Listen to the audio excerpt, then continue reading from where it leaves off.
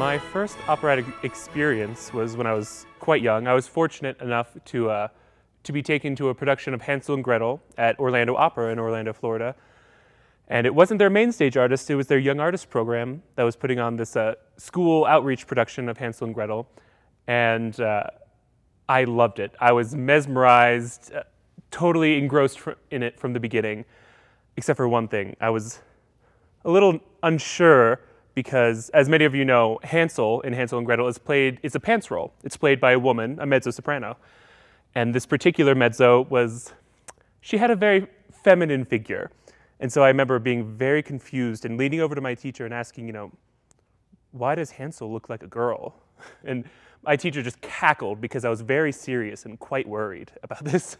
But other than that, I loved it. I was taken with opera from the beginning. I must have been in second grade, 6 or 7, and that spurred me to beg my mom for recorder lessons a whole year earlier than we played them in school.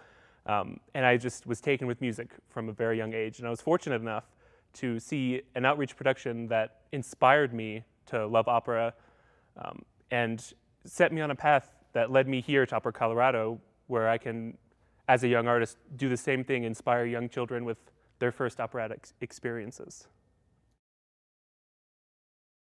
Probably one of my favorite moments as a young artist was during one of our performances of Barbara of Seville, and it was for an elementary school, and these kids were in a fantastic audience. Sometimes you never know, they may be asleep, they may be ready to go home.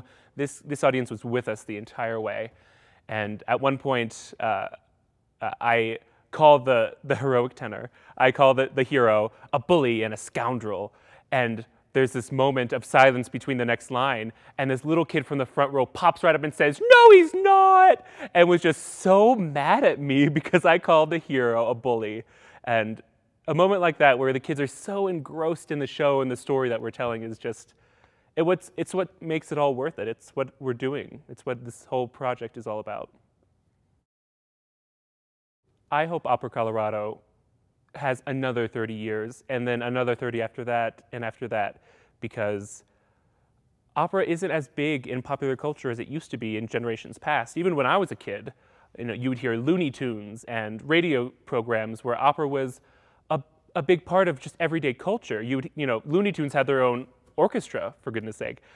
You saw opera singers on the Muppets and on Sesame Street, but you don't see that now anymore. And so I feel it's important for opera to have a presence, and Opera Colorado's devotion to community outreach and community enrichment is really what sets it apart from all the other major opera houses in the country. I hope Opera Colorado can be sustained through the future for that reason alone.